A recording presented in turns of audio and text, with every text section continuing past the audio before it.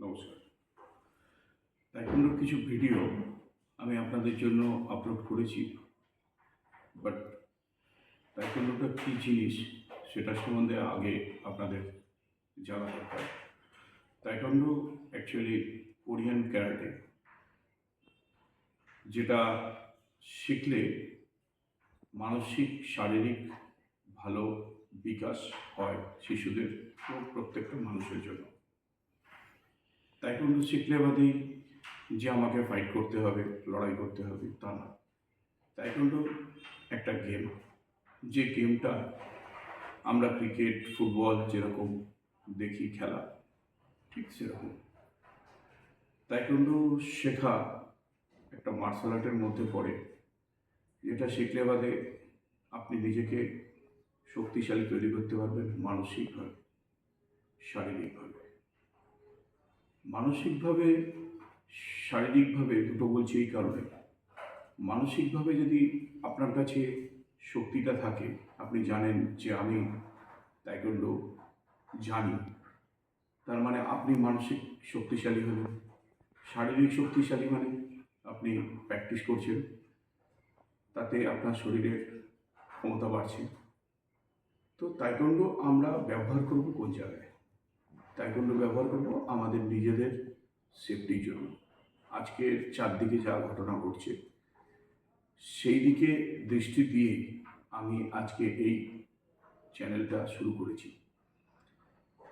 কিছু মানুষের সামনে এনে দেওয়া যে তাইকোন্ডোটা মানুষের প্রয়োজন শেখার, এতে তারা নিজেকে রক্ষা করতে পারবে এবং কেউ বিপদে পড়লে তার সাহায্যে এগিয়ে যেতে পারবে। যে কারণের জন্য আমি এই ছোট্ট একটা চেষ্টা করছি, আপনারা সাথ দেবেন, লাইক করবেন, সাবস্ক্রাইব করবেন, যাতে আপনাদের সামনে আমি এই ভিডিওগুলো আপনাদের সামনে নিয়ে আসতে পারি এবং তাতে আপনারা উপকৃত হন।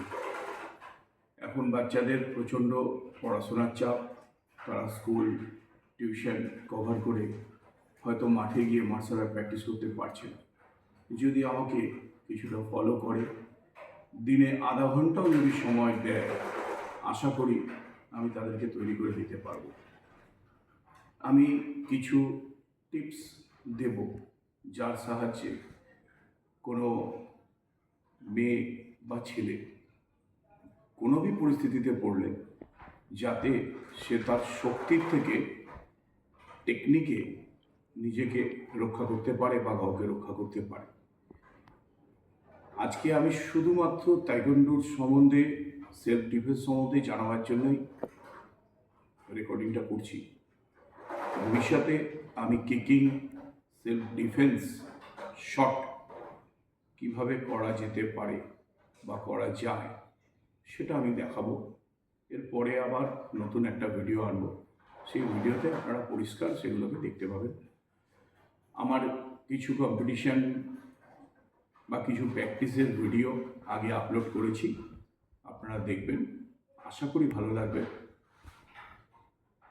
আমি 91 থেকে প্র্যাকটিস করছি, মিডিলে গ্যাপ পড়েছিল কিছু কারণবশত। আবার নিজেকে তুলে ধরতে চাইছি, সমাজ ব্যবস্থাকে যা পরিস্থিতি চলছে সেটাতে সুধার আনার জন্য, যদি আমার এই ছোট্ট প্রয়াসে মানুষ উপকৃত হয় তার জন্য। নমস্কার।